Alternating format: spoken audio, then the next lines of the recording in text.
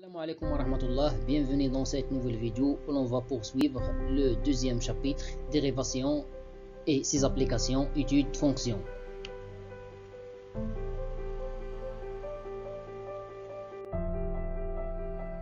Dans cette vidéo, on va voir la notion de dérivée de la composée de deux fonctions. Il est réparti comme suit: propriété, conséquences, et on va terminer cette vidéo avec des exemples.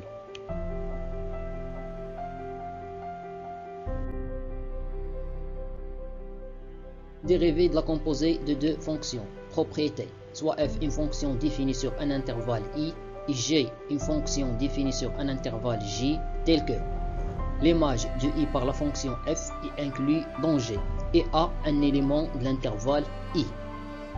Si la fonction f est dérivable en a et la fonction g est dérivable en f de a, alors la fonction g rond f est dérivable en a, et on a g rond f' de a, c'est j' de f de a fois f' de a.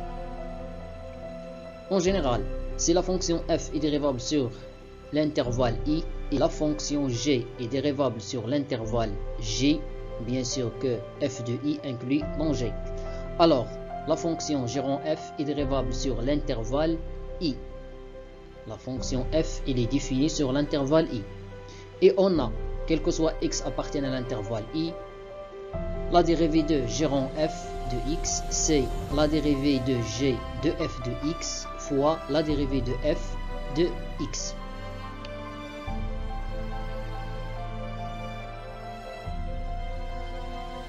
Des conséquences. La première, si f est une fonction dérivable sur un intervalle i et n un entier naturel tel que n supérieur ou égal à 0, supérieur ou égal à 2, alors la fonction f à la puissance n est dérivable sur l'intervalle i et on a la dérivée de f à la puissance n, c'est n fois la dérivée de f fois f à la puissance n moins 1. La deuxième conséquence, si f est une fonction dérivable sur un intervalle i et quel que soit x appartienne à i, f de x supérieur strictement à 0, alors la fonction racine carrée de f est dérivable sur l'intervalle i et on a la dérivée de la racine carrée de f égale f' sur 2 racine carrée de f. Strictement positif car il se trouve au dénominateur et en même temps se trouve sous la racine. Des exemples. Le premier exemple, soit h la fonction définie sur R par h de x égale cosinus x au carré plus x. Pour cela, on pose f de x, c'est la fonction qui se trouve à l'intérieur, c'est-à-dire x carré plus x, et j de x égale cosinus x, c'est-à-dire la fonction qui se trouve à l'extérieur. Donc, h de x égale g rond f de x. Donc on va vérifier les conditions de la propriété. On a la fonction f est dérivable sur R car c'est une fonction polynomiale, x au carré plus x. Et g est aussi dérivable sur R, cosinus il est dérivable sur R car c'est une fonction usuelle. De plus, l'image de R c'est un intervalle, il est inclus dans R. L'image d'un intervalle par une fonction continue est un intervalle. Donc la deuxième condition est vérifiée. Par suite, la fonction h est dérivable sur R. Dans ce cas, ce R c'est l'intervalle i et ce R c'est l'intervalle g. F de i inclus dans g. Et on a h' de x égale, d'après la propriété, c'est g' de f de x fois f' de x.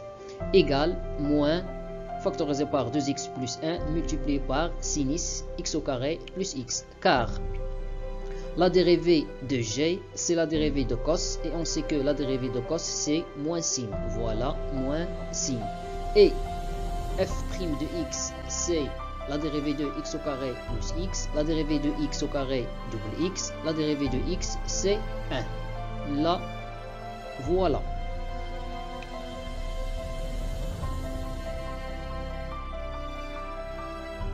Le deuxième exemple, calculons h' de x, tel que h c'est la fonction définie sur l'intervalle ouvert moins 2 plus l'infini avec h de x égale sinus racine carrée du double x plus 4.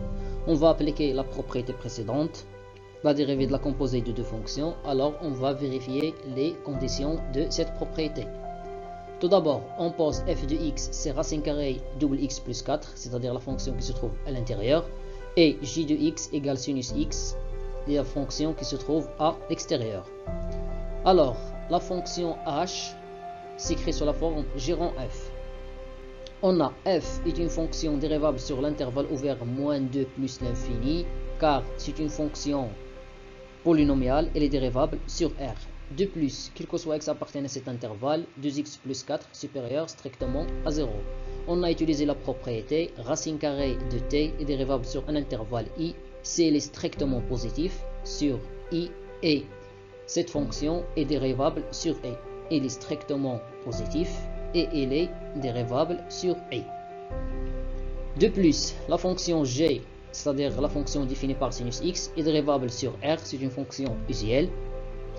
Et l'image de l'intervalle moins 2 plus l'infini par la fonction f, c'est un intervalle, car f est une fonction continue. L'image d'un intervalle par une fonction continue est un intervalle.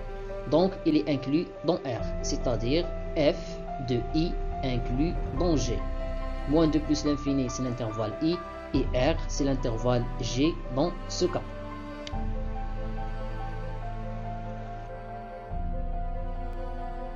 Par suite, h est dérivable sur l'intervalle moins 2 plus l'infini, et on a h' de x, c'est g' de f de x fois f' de x, égale 1 sur racine carrée de 2x plus 4 fois cosinus racine carrée de 2x plus 4, car la dérivée de g c'est la dérivée de sinus, et on sait que la dérivée de sinus c'est cosinus, le voilà, et f' c'est la dérivée de racine carrée de 2x plus 4, c'est-à-dire la dérivée de 2x plus 4 tout divisé par 2 racine carrée de 2x plus 4. La dérivée ici nous donne 2, après on va simplifier avec 2, et on aura 1 sur racine carrée de double x plus 4. Avec ça, mes chers élèves, on a terminé cette partie. Je vous remercie pour votre attention et à la vidéo prochaine, Inch'Allah.